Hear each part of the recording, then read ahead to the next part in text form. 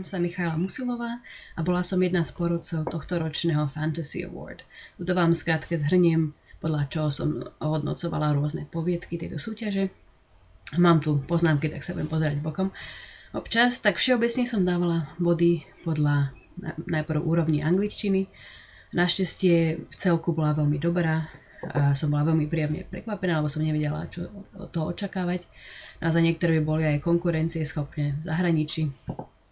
Takže naozaj niektoré mali výbornú, skoro perfektnú angličtinu, tak som nemusela strhávať veľa bodov kvôli angličtine, len u zo pár poviedok naozaj tá angličtina bola nedostatočná alebo naozaj zabraňovala tomu čítaniu poviedky, že človek neporozumel, o čo ide a až to človeku vadilo. Potom ďalej podľa toho, ako bola poviedka všeobecne ucelená. Takže napríklad niektorí autori dokázali pripraviť veľmi krátke a výstižné príbehy, iní zase pripravili detailnejšie príbehy, ale tak, že neboli príliš zdĺhavé, čo je tiež veľmi dôležité. Napríklad, bohužiaľ, boli aj také, ktoré mali zbytočne veľa detailov, ktoré potrebovali trochu zredigovať, lebo práve že tie zbytočné detaily odobrali od tej poviedky a bolo by dopomohlo naozaj sa zbaviť niektorých zbytočných vecí.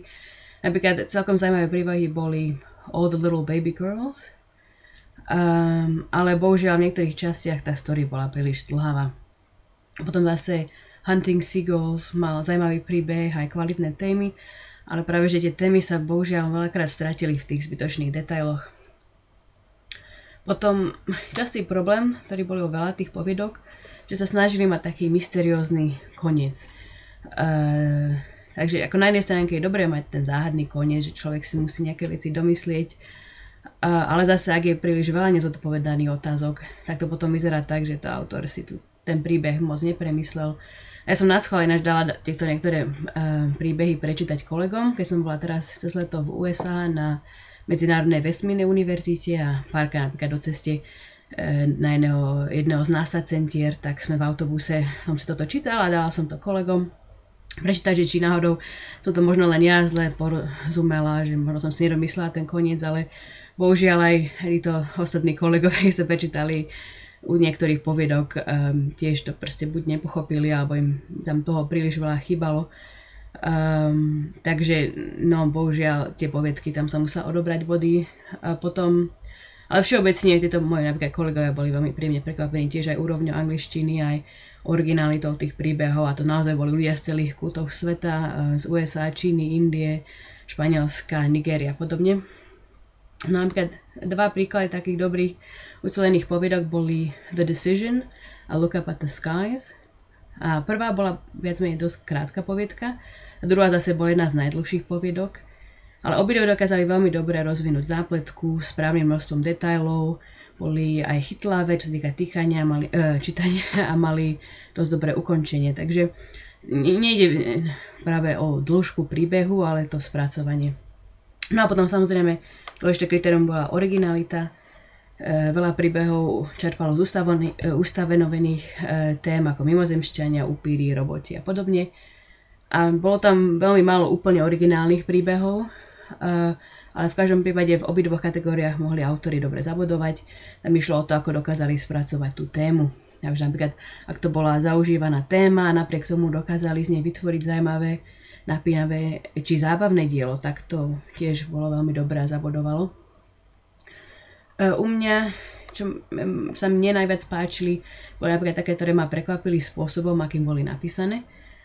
Napríklad niektoré mali úroveň thrilleru, že veľmi napínavé. A potom napríklad niektorých sa autori pokúsili o všaké rôzne dialekty angličtiny, či pridali aj rôzne jazyky do toho, napríklad ruštinu.